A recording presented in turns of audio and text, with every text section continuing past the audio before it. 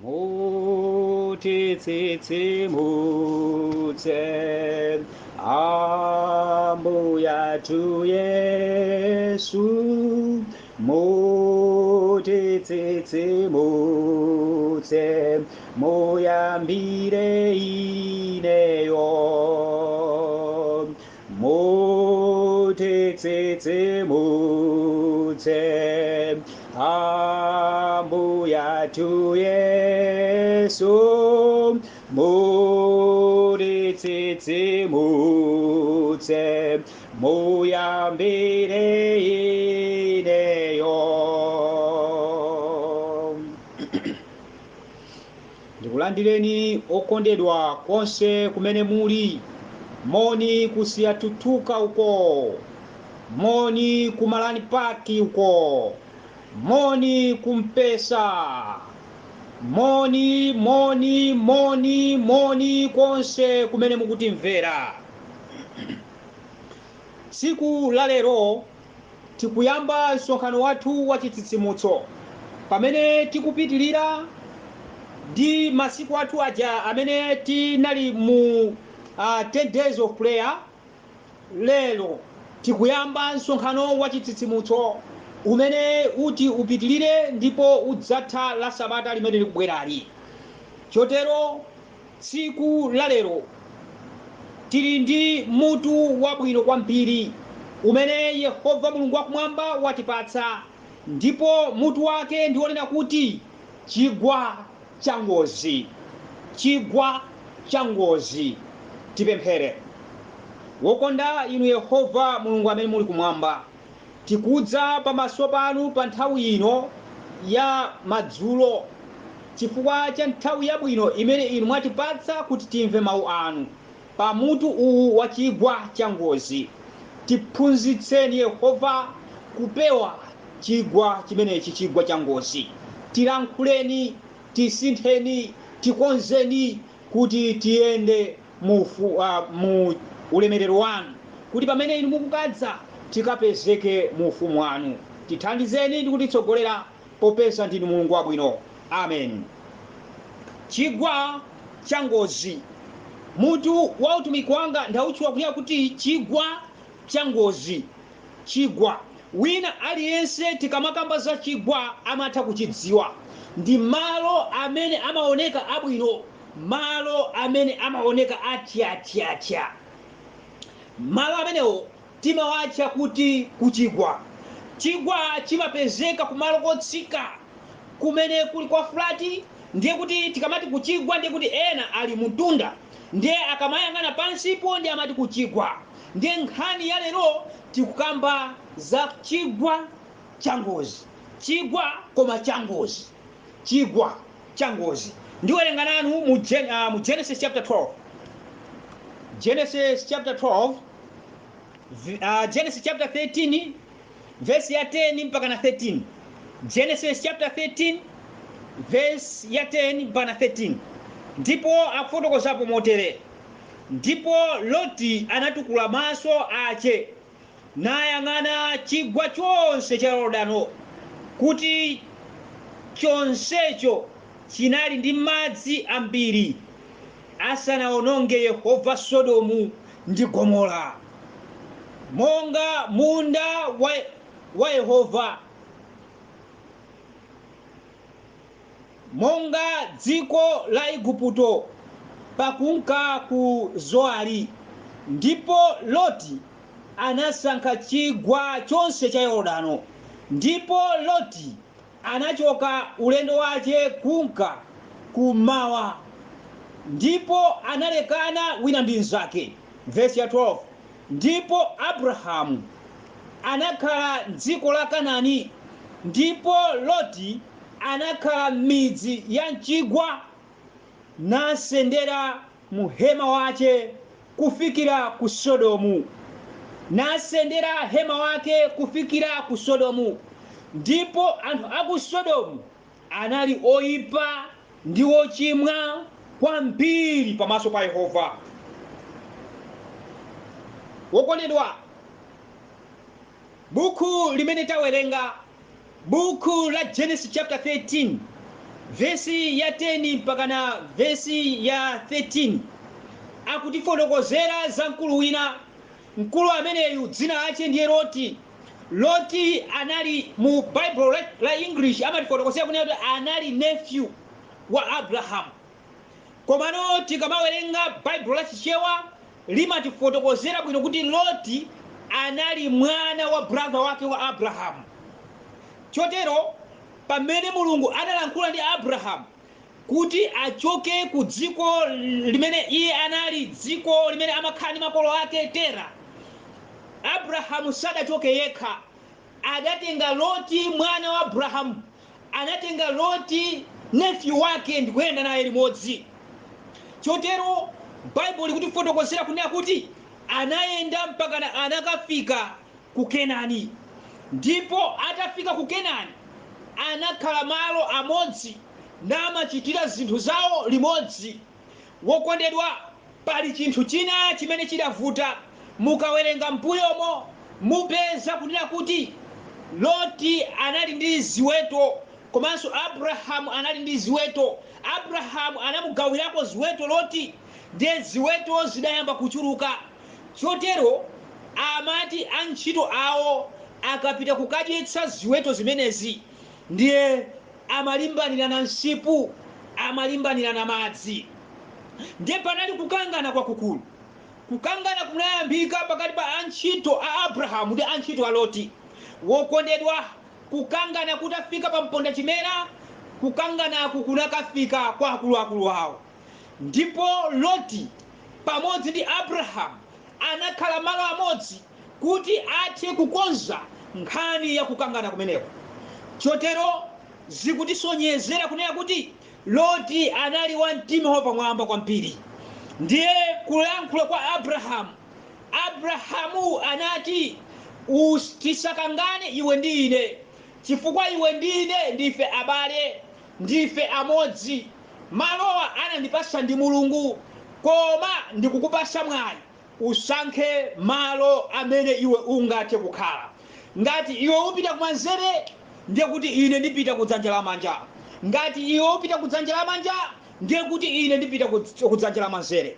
Bible ikutifotokozera kunena kuti mwayi umene Loti adapatsidwa, adakhala pansi mwachidwi ndi kuyamba kuyang'ana dziko mmene lilili. Ndiye akuti adayang'ana ku Chigwa kumene kunali Sodomu ndi Gomora. Ndiye akuti atayang'ana ku chigwa chimenechi, adaona kuti ku chigwaku kunali kwabwino ndithu, ku chigwaku kunali msipu wabwino, ku chigwaku kunali madzi abwino. Chotero zidampangitsa Loti kusankha ku chigwa. Ngakhale ku chigwako kumaoneka kuti kunali kwabwino, koma anthu akumeneko Bible alifotokozera kunena kuti sanali abwino iyayi. Chigwa chimene Loti adasankha chidali chigwa cha Ngozi. Wokondedwa, Loti adamuuza Abrahamu kuti ine nditsikira kupita ku chigwa uko, chifukwa kumene ndikuona kuti nkwabwino, ndipita ndikakhale kumeneko. Ndi akuti adakayika hema wake, ndi anali kusuntha pang'ono ndi pang'ono mpaka na hemayo adamusunthira mu Sodomu. Sodomu ndi Gomora inali midzi imene timayidziwa bwino, imene timayiwerenga bwino m'buku lopatulika, midzi yonyansa kwambiri. Ndiye Loti adasankha kukakhala ku chigwa cha Sodomu ndi Gomora, chimene anthu ake samachita chifuniro cha Yehova Mulungu wakumwamba. Ndi chifukwa chake lero tikufotokoza kunena kuti chigwa cha Ngozi. Wokondedwa, kamawerenga Bible m'buku lopatulika likutifotokozera kunena kuti Loti atakhala kumeneku, koma anthu akumeneku zochita zawo sizinali zoyenera pamaso pa Yehova Mulungu wakumwamba. Anthu akumeneku zochita zawo amangochita mosalabada za malamulo a Yehova Mulungu wakumwamba. Chotero Loti adasankha kukakhala ndi anthu amenewo. Loti adasankha kukakhala ku chigwa chimenecho, chigwa cha Ngozi, chigwa choyipa kwambiri. Zotsatira zake tipeza kunena kuti Mulungu adakwiya kwambiri ndi Sodomu ndi Gomora chifukwa chidali chigwa cha Ngozi. Chotero mulungu adafuna kuononga Sodomu ndi Gomora, ndiye kotsatira kwake kumapeto kwake mulungu adaononga Sodomu ndi Gomora chifukwa Sodomu sadali wochita bwino pamaso pa Yehova Mulungu wakumwamba. Chinali chigwa cha Ngozi. Masankhidwe a Loti sadasankhe moyenerayi, adasankha ku chigwa chimene chinali chigwa cha Ngozi, chigwa chimene chinali chosokonekera, chosagwirizana ndi Yehova Mulungu wakumwamba. Musayiwale ndafotokoza kunena kuti mutu wa utumiki wathu lero ndi chigwa cha Ngozi. Tiye tiwerenge buku lathu lopatulika kuchokera pa 2 Timoteyo chapter 3. 2 Timoteyo chapter 3. 2 Timoteyo chapter 3. Tiwerenga pa verse 1 mpaka na pa verse 4. 2 Timoteyo chapter 3 verse 1 mpaka na tiwerenga pa verse 4. 2 Timoteyo chapter 3 verse ya 1 mpaka na pa verse 4. Koma zindikira ichi, masiku otsiriza zidzafika nthawi zowawitsa, pakuti anthu adzakhala odzikonda okha, wokonda ndalama, odzitamandira, odzikuza, amwano, osamvera kwa abale, osayamika, osayera mtima, opanda chikondi cha chibadwidwe, osayanjanitsika, akuliyerekeza, osakhonza kudziretsa, aukali, osakonda abwino, achiwembu, aliuma, olimbirira, otukumuka mtima, okonda zokondweretsa munthu, osati okonda Mulungu. Apa tikuona kunena kuti buku la Timoteyo akutifotokozera za masiku otsiriza, kuti muzindikire kuti masiku otsiriza zidzafika nthawi zowawitsa. Zizindikiro zidzayamba kuoneka kudzera mwa anthu. Ndiye akufotokoza kunena kuti masiku otsirizawa anthu adzakhala odzikonda okha, sadzakonda anthu ena iyayi. Anthu adzakhala osayanjanitsika, anthu adzakhala opanda chikondi cha chibadwidwe, kupeza nzawo kumangopha ngati akupha nyama. Wokondedwa akutifotokozera kunena kuti anthu adzakhala achiwembu, anthu adzakhala aliuma, anthu adzakhala otukumuka mtima. Ndipo akumaliza ndi kunena kuti adzakhala osakonda Mulungu koma ongokonda za watu. Chigwa cha Ngozi ndiye mutu wathu. Chigwa cha Ngozi.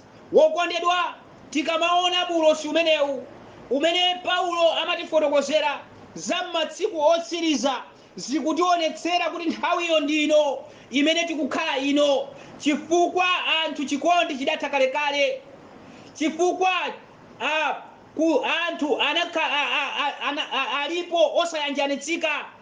Tikayambana, tikakhala kuti tili ndi nkhani kuti ena atikhazike pansi, tikhale tikambirane, timange umodzi, zimakanika ndithu. Upeza wina akuyimira pena ndipo winanso akuyimira pena. Mukayang'ana kuona kunena kuti anthu asiya kumvera Yehova Mulungu wakumwamba, ayamba kumvera zofuna za moyo wawo, ayamba kumvera za Satana mdierekezi.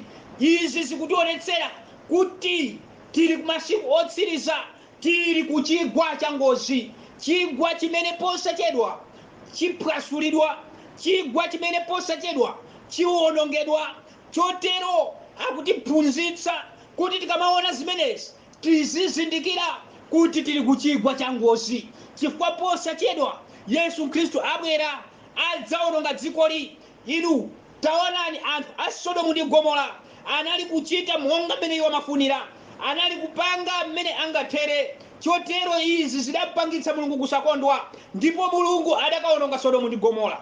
Chotero Mulungu akulankhula nanu amayi, Mulungu akulankhula nanu abambo madzulo uno kunena kuti mu masiku otsiriza pamene zafika nthawi zowawitsa chotere, tidziwe kunena kuti tili mu chigwa cha Ngozi, chigwa choopsa kwambiri, chigwa chimene nthawi ina iliyonse dziko likhali kuwonongeka. Yesu adachitiranso umboni za izi. Luka chapter 21. Luka chapter 21.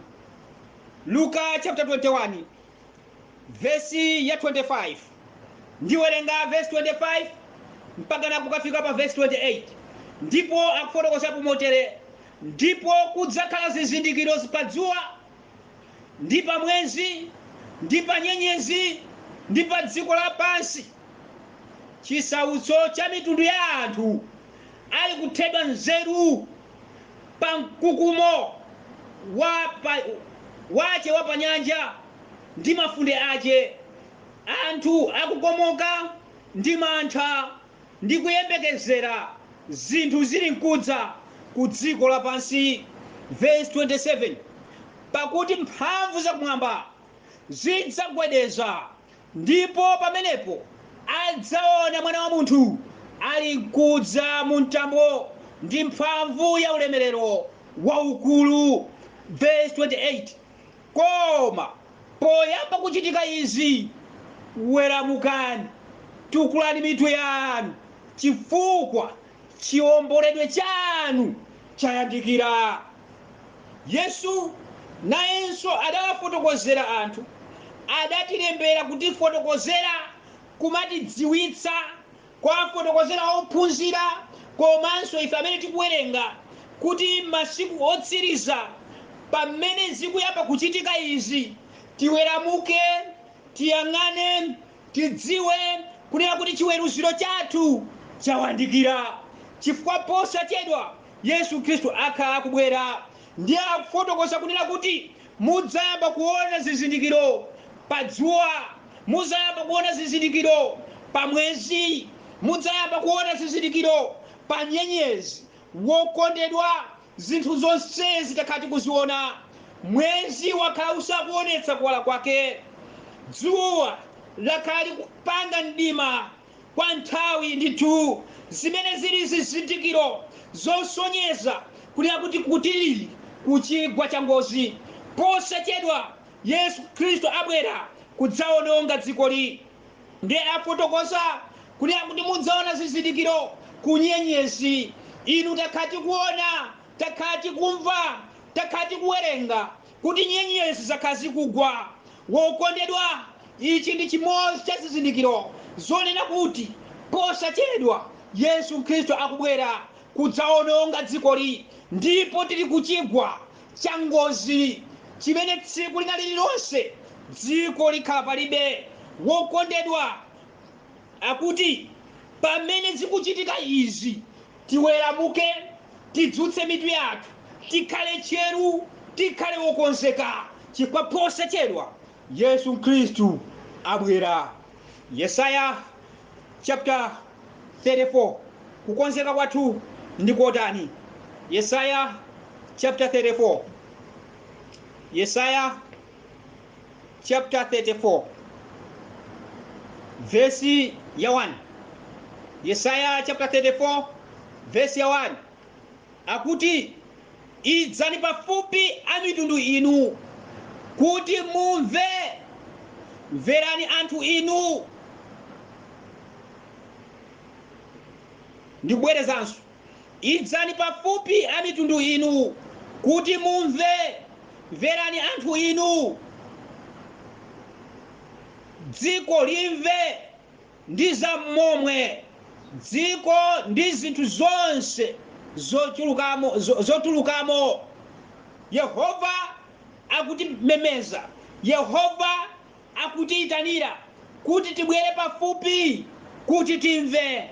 Tibwere chifupi ndi Yehova Mulungu wakumwamba kuti timve zimene Yehova Mulungu wakumwamba akufuna kuzichita. Chotero tikamva zimenezi pamene tili ku chigwa cha Ngozi, ndiye kuti tikhala okonzeka. Kodi kukonzeka kwathu kungakhale kotani? Kukonzeka kwathu kungakhale kotani? Yesaya chapter 2, Yesaya chapter 2, Yesaya chapter 2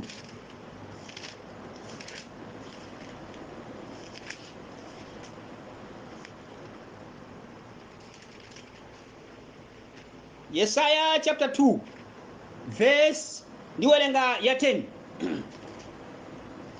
Yesaya chapter 2 verse ya 10 akufotokoza motere: lowa mphanga bisala mfumbi kuchokera pa kuopsa kwa Yehova ndi pa ulemerero wa chifumu wake. Wokondedwa, titatha kudzudzulidwa, titaona kuti tili ku chigwa cha Ngozi, Yehova Mulungu wakumwamba ndi Mulungu wabwino akutichenjeza kuti tikaona zimenezi titukule maso. Ndiye titukula maso bwanji? Ndiye akuti tilowe phanga, tiziteteze kuphanga. Phanga limene Yehova akulifotokoza ndiye mwini wake Yesu Khristu. Tikuyenera kubwera pamaso pa Yehova Mulungu wakumwamba, chifukwa posachedwa pamene iye ati abwere kudzaononga chigwa cha Ngozi ichi, tidzakhala tili mwa iye mu phanga lake. Yeremiya chapter 7, Yeremiya chapter 7, Yeremiya chapter 7 verse ya 23. Yeremiya chapter 7 verse ya 23, ndipo akufotokoza kunena kuti koma chinthu ichi ndiwawuza kuti mverani mawu anga, ndipo ndidzakhala Mulungu wanu ndipo inu mudzakhala anthu anga. Nimuyende njira yonse imene ndikuwuzani inu kuti chikukomereni. Wokondedwa, Yehova akulankhula nafe pa Yeremiya kunena kuti kulowa mphanga kumene ife tingalowe mphanga ndicho kuti tikhale pamaso pa Yehova Mulungu wakumwamba kuti chitikomere. Tikatero tikakhala pamaso pa Yehova Mulungu wakumwamba, tikalowa mwa iye, tikakhala mwa iye, ndiye kuti zitikomera. Pamene chigwa cha Ngozi ichi chikufika kuonongeka, ngati ife tikhala mwa iye, ndiye kuti ife tidzapulumutsidwa. Ndiye akufotokoza kunena kuti kulowa mphanga ndi kutani? Ndiko kusunga malamulo ake. Chokondedwa, pamene tikuona dziko lili ku chigwa cha Ngozi, dziko lili kupita kumapeto, tinayenera kukhala anthu osunga malamulo ake. Kodi mumasunga malamulo ake inuyo? Kodi ndimasunga malamulo ake ineyo? Nthawi yabwino ilipo pamene taona dziko lili kupita ku chigwa cha Ngozi, dziko lili kupita kuonongeka, lisadaonongeke, tidayenera kusunga malamulo ake. Kumeneko ndiye kulowa mphanga, kumeneko ndiye kubisala tokha, kumeneko ndiye kuzika pa mulingo wabwino. Chifukwa Yehova Mulungu wakumwamba akamaononga dzikoli, ndiye kuti ife tikhala kunena kuti tili sefu. Chigwa chimenechi, chigwa cha Ngozi, chikamafika kumalechereche, ndiye kuti ife tikhala kuti zathu zili bwino, chifukwa tikusunga malamulo a Yehova Mulungu wakumwamba. Yesaya chapter 25, Yesaya chapter 25 verse ya 9 akufotokoza kunena kuti ndipo adzanena tsiku limenelo, taonani uyu ndiye Mulungu wathu, uyu ndiye Yehova, tamulindirira iye, tidzakondwa ndi kusekera chipulumutso chake.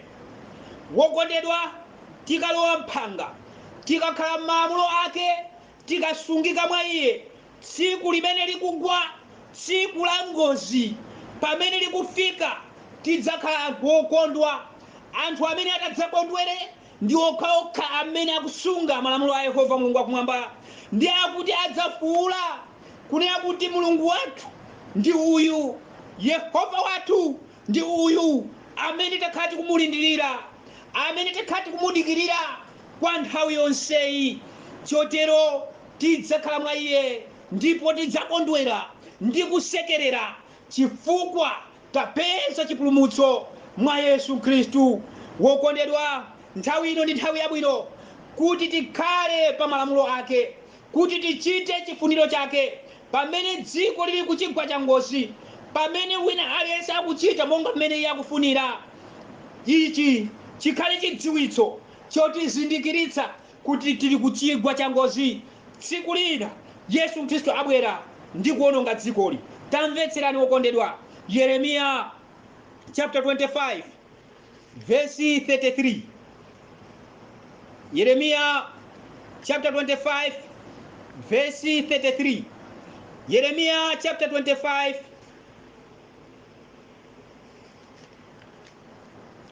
verse ya 33. akufotokoza kunena kuti verse 33, ndipo akuphedwa a Yehova adzakhala tsiku lomwelo kuchokera ku malekezero ena a dziko lapansi kunka ku malekezero ena a dziko lapansi. Sadzaliridwa maliro, sadzasonkhanidwa, sadzayikidwa, adzakhala ngati ndowe pa nthaka. Wokondedwa, pamene dziko likufika kumapeto monga mmene atichenjezera, akufotokoza kunena kuti tsiku likubwera pamene anthu osachita bwino ati adzaphedwe.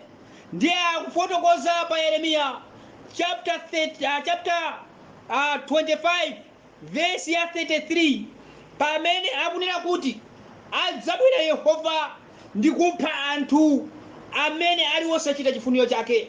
Ndiye akuti akadzapha anthu amenewa, chotero ophedwa a Yehova adzakhala ngati ndowe pa nthaka. Dziko lonseli lidzakhala ndi anthu akufa okhaokha. Ndiye akuti sipadzapezeka munthu olira maliro anzake, sipadzapezeka munthu okayika kumanda maliro anzake kuti awa tiye ntikayike. Ayi, chifukwa anthu onse ochimwa adzakhala atawonongedwa. Chigwa cha Ngozi, tili ku chigwa cha Ngozi kumene posachedwa Yesu Khristu awononga. Pamene iye akuwononga kudzakhala maliro amene ati adzakhale ngati ndowe pa nthaka. Ndowe timazidziwa bwino, tikalowa mukhola mmakhala ndowe, ndi ndowe zimene zimakhala paliponse. Mukalowa mmene mumpeza kuti ndowe zimatha kukhala paliponse. Chotero dziko lapansi lidzakhala paliponse mitembo yokhayokha ya anthu osachita bwino. Pamene anthu ochita bwino osunga malamulo a Yehova Mulungu wakumwamba adzakhala ali mwa Yehova, atabisala mu phanga lake, atabisala mwa iye. Ndi pamene Yehova adzawononge dzikoli. Ndiye akadzawononga akuti padzakhala kunena kuti pali mitembo yokhayokha gambala gambala gambala gambala gambala, popanda olira, popanda oyika nzake, mitembo yokhayokha. Yehova akanena, Yehova wanena, Yehova akalonjeza, Yehova walonjeza. Iye sabwerera mbuyo iyayi. Tikuona kuti mu Sodomu ndi Gomora Yehova atatopa ndi zochita za mu Sodomu ndi Gomora, anatsitsa moto nunyeketsa chigwa cha Sodomu ndi Gomora.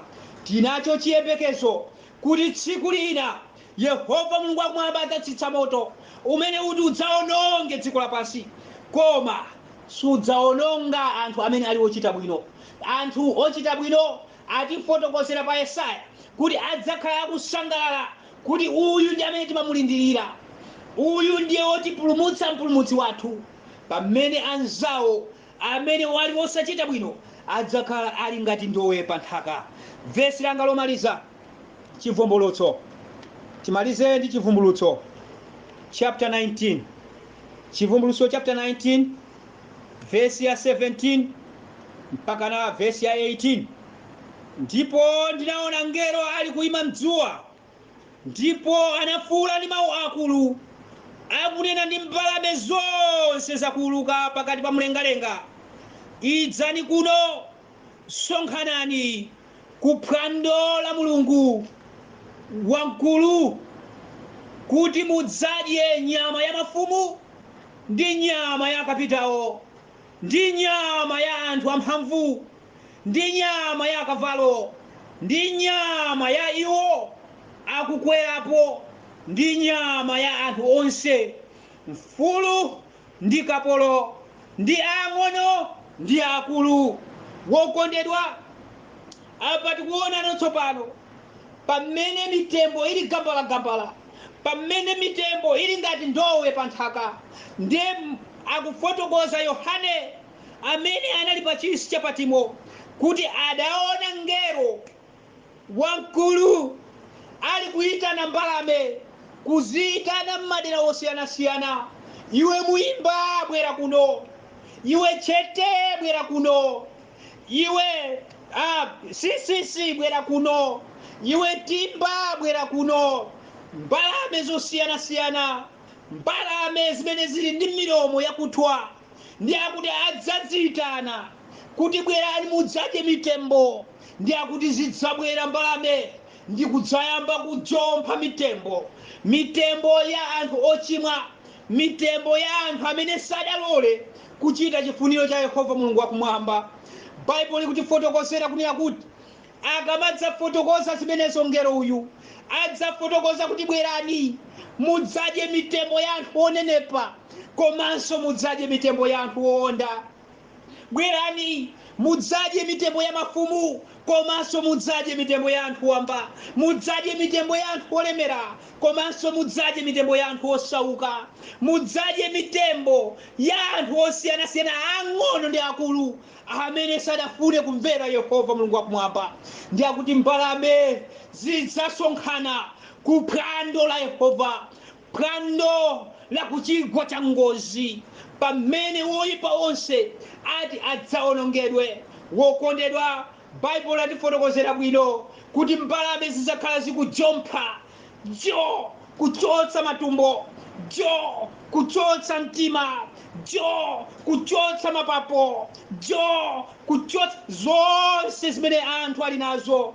Adzakhala akuchotsa ndi kuadya anthu amenewa ndi kuamaliza. Wokondedwa, tsiku limeneli, tsiku la chigwa cha Ngozi, lidzakhala tsiku lovuta kwambiri. Komano chosangalatsa nchonena kuti okhawo amene ali mwa Yesu, okhawo amene akuchita chifuniro chake, ndi okhawo amene ati adzakhale kumbali yake, ndi okhawo amene sadzakhala ngati mtembo pa nthaka, ndi okhawo amene ngakhale mbalame sizidzajompha matupi awo. Anthu amenewa adzakhala akukondwera, akupanga rejoice mwa Yesu Khristu, chifukwa alimbana nako kulimbana kwabwino. Wokondedwa, madzulo uno Yehova akutilankhula kuti pamene tikuyandikira ku chigwa cha Ngozi, zizindikiro zosiyanasiyana taziona ndi maso athu, kuti posachedwa tifika ku chigwa cha Ngozi, kumene kuti kukhale phwando la akakowa, kumene kuti kukhale phwando la makhungubwe, kumene kuti kukhale phwando la mwimba ndi mbalame zosiyanasiyana. Wokondedwa, ndi nthawi yabwino yoti tikonzeretu miyoyo yathu, ndi nthawi yabwino yoti tipange ubale ndi Yehova Mulungu wakumwamba, chifukwa iyeyu ndiye thanthwe lathu limene tingathe kubisalamo, kuti pamene mkwiyo wake ukudza tikabisale mwa iye. Wokondedwa, ngati lili khumbo lanu kuti mubisale mwa Yesu Khristu, ngati lili khumbo langa kuti ndibisale mwa Yesu Khristu, madzulo uno Yehova atithandize pamene tikupanga chisankho kuti tikhale mwa iye ndi kusunga malamulo ake moyo wathu wa tsiku ndi tsiku. Taliona kale dziko likupita kumapeto, dziko lili kuchigwa ndithu, koma chigwa chake si chabwino iya, ndi chigwa cha Ngozi. Chigwa cha Ngozi chimenechi chisanakufikireni abambo, chisanandifikire ine, ndinayenera kukonza moyo wanga. Nkutheka mukulakalaka kuti mukonze moyo wanu, kuti pamene chigwa cha Ngozi ichi chikufika mukapezeke mu ufumu wake. Mungathe kuyima nane limodzi. Ine ndayimirira, ndayima kale, ndadziperekanso pamaso pa Yehova Mulungu wakumwamba. Ndikufuna nditachitano chifuniro chanu, chifukwa mwa inu ndi mmene muli mobisala. Sindikufuna kuti ndidzakhale mmodzi mwa anthu okhala ngati ndowe pa nthaka. Ndikufuna kuchita chifuniro chanu Yehova. Zikomo ngati mwayima nane, tiye tipemphere kuti Yehova atilandire, kuti pochoka pano tikayambe kuchita chifuniro chake, kuti tikabisale mwa iye. Tipemphere. Wokonda inu Yehova Mulungu amene muli kumwamba, zikomo chifukwa chomwe mwatilankhula za chigwa cha Ngozi. Taona, tadziwa kuti zizindikiro zina zikuoneka ndipo taziona ndi maso athu, zimene zikutionetsera kuti posachedwa inu Yehova Mulungu wathu mukudza, mukufika kudzaononga tchimo ndi olipanga tchimo. Ife tutapereka miyoyo yathu pamaso panu Yehova, mutisinthe, tioneni monga mmene tilili, mutikhululukire. Sitinachite bwino mbuyomu, takhala tisakuchita mosayenera pamaso panu Yehova. Tikukupemphani kuti muchotse mphulupulu zathu ndi kutipanga kuti tiyambirenso mwatsopano, chifukwa inu munaneneratu kuti titukule maso athu chifukwa taona izi. Poona izi titukule maso athu, tikutukulira maso athu kwa inu chifukwa ndinu chipulumutso chathu, chifukwa ndinu chigonjetso chathu, chifukwa ndinu china chilichonse pa moyo wathu. Yehova chitani miyoyo yathu, tikonzeni kuti tiyambirenso mwatsopano. Tapemphera izi kudzera mu dzina la mwana wanu Yesu Khristu ambuye wathu, amen. Ndibisale mutanthwe la Yesu mbuye, iye ndiye mapana pa moyo wanga, alonjeza ine ndembanganga nthawi ya mavuto, ndiye tanthwe langa, ndiye tanthwe la moyo wanga, ndiye tanthwe, ndiye tanthwe langa. Ambuye akudalitseni, tionanenso mawa nthawi ngati yomweyi. Yehova akatikomera mtima tikhalanso tili limodzi ndi phunziro lina limene likubwera mawa. Mukhale ndi usiku wopambana. Amen.